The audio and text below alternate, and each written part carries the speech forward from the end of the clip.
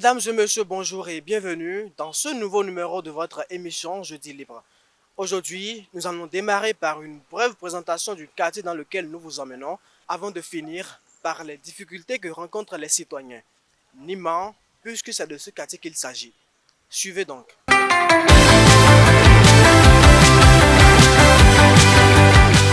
Nima est limité au nord par l'Adjifrani et au sud c'est Petit Pé, au nord c'est Krobourou et à l'est c'est Arafat 2.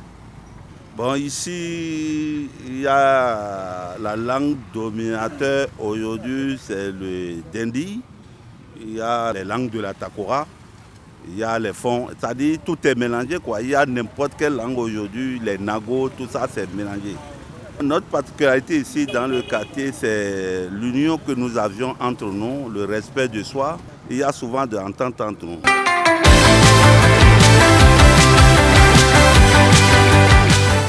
Et voilà une brève présentation du quartier Niman.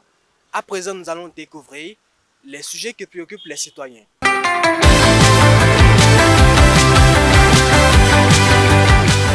Le problème le plus sérieux aujourd'hui à l'école primaire de Niman, c'est le problème de la clôture. Les enfants sont exposés à des accidents. Les accidents se produisent, les enfants perdent les pieds. Et il va falloir que la mairie ou l'État central puisse y penser. Si nous quittons l'école primaire, nous irons au collège. Jusqu'à cette date, c'est vrai, le collège a grandi, beaucoup grandi, mais nous manquons de salles de classe, nous manquons de la clôture, nous manquons de l'électricité, comme le primaire aussi est dans l'obscurité totale.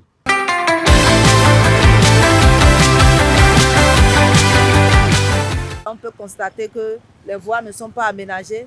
Nous avons toujours encore le problème d'eau qui s'oppose, le problème de l'électricité qui s'oppose à certains niveaux du quartier. Et non seulement ça, nous avons notre marché qui n'est pas encore totalement ce qu'on veut. C'est pour dire quoi, il n'y a pas encore la clôture, l'insécurité qui s'installe, que le maire, monsieur le maire, pense à nous, toujours dans son programme d'action, qui pense au développement aussi de ce quartier.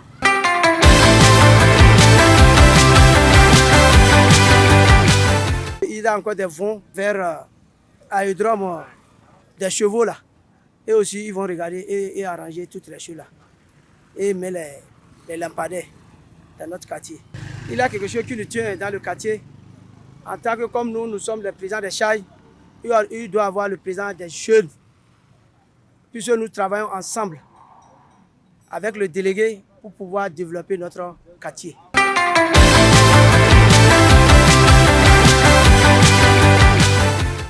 D'abord les voies impraticables, les lampes. Il n'y a pas. On parle un peu d'eau.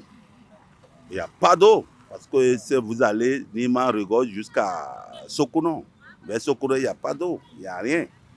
Depuis près de 20 ans, on ne voit plus rien de bon ici. Il n'y a rien qui se passe. La voie Perere, Niman Perere, zéro. Papini, Niman, zéro. Et les infrastructures, la lumière, zéro.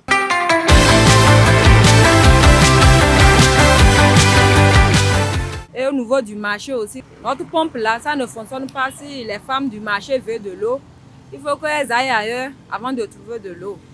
Et encore, au niveau de l'école cours primaire Niman, on veut surtout la clôture pour les enfants, pour la sécurité des enfants. Vous voyez, si les enfants sortent à l'école, les motos par-ci, par-là, vraiment, s'ils pouvaient nous aider beaucoup pour la clôture là, ça nous ferait plaisir.